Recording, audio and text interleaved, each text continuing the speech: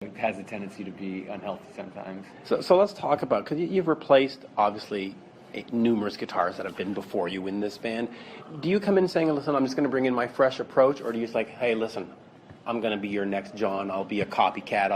I mean, is there any pressures from the band to be sort of the next John or the next whoever, or you just kind of come in and do what you do? No, certainly no pressure to be the next anybody. I mean, I think the only way it would work, joining a band like this, would be if you had the ability to be yourself and bring something unique and something that was fresh and exciting to them into the band.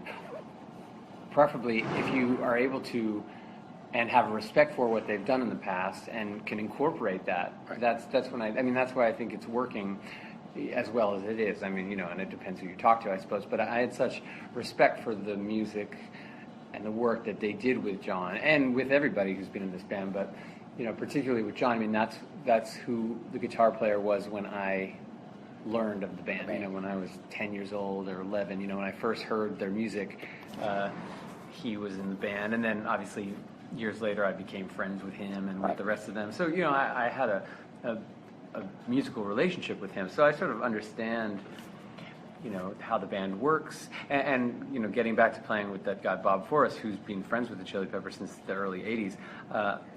In that band we opened for the Chili Peppers, so I knew how every aspect of this band worked, from the touring to the record making, to the just to the interpersonal. Right, you knew the infrastructure. Yeah, and I think that's another reason why the transition and me joining was easier than some might think. Well, let me ask you about that transition, because you have been friends with John for many years. You've made an incredible amount of records with him. I mean, higher than I can count. My math is not that good. What's it like coming in and not only replacing the guitarist of the Red Hot Chili Peppers, but replacing your buddy? I mean, the whole thing is strange, and I would have never imagined it would happen. I would have never imagined that I would be doing this a couple years before it happened. But I think it's been. I mean, the band has been nothing but welcoming and nothing but supportive of everything I've wanted to do. And likewise, I think for them, I mean, their relationship within the band with John in the past had become whatever it had become, and I think they were excited about kind of doing this with a new person, a new energy or whatever. Well, it freshens up the room a bit. Yeah. I mean, the one negative thing is my friendship with John hasn't really. It sort of just someone hit the pause button on it when I joined the band, but it makes sense to me, and it doesn't. I was going to ask you about that, because is there a different respect going into it? I mean, do you think, okay, listen, like if John called tomorrow and said, hey, I wanted my old spot back, do you go, oh, okay, listen, I'm your friend, you can have it? I mean, does it? Well, I don't know if... He probably won't. He's got trick finger. But I mean, I think that, that would be... weird. Well, it'd be weird, but I was going to say, I mean, that would be more something that would require a conversation with him and the other people in the band, not myself. These guys, he quit the band. He didn't want to do this anymore.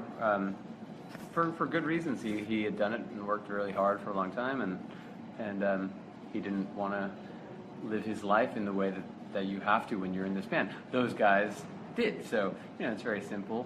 That the band's not going to just fold because he doesn't want to do it, although, some people may have wished that was the case. But I mean, like I said, I because I kind of knew and had a great respect for how this entire machine worked, I was able to kind of just become a part of it and hopefully help it grow. I mean, there are times where I still feel like,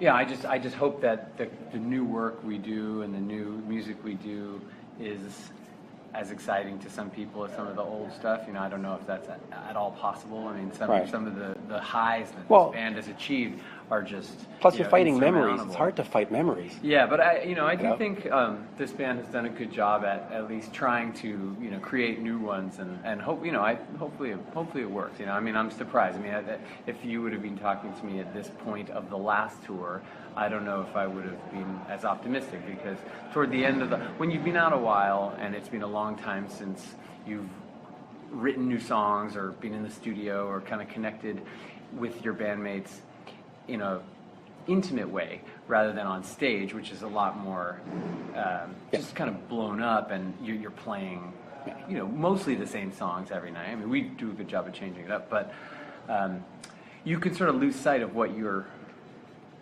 focus is. Yeah, and the fact that you are in a band. I mean, at a certain point, if you're a year and a half into a tour, you just sort of feel like you're a touring performer, and but I mean, I think now, having done basically 2 tours with them, and we're not done with this one, but we nearly are, I think it's gone well. I think people enjoy this band and enjoy watching us play, and I think the people in it are enjoying each other's company. Well, sold out show after sold out show sort of testifies to that fact, right? Yeah, and and it's still for me. I mean, playing music with these guys is a gift. It's magical to me.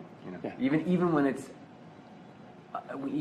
it's not going well, and you're mad at someone for the way they looked at you or the way they played that night.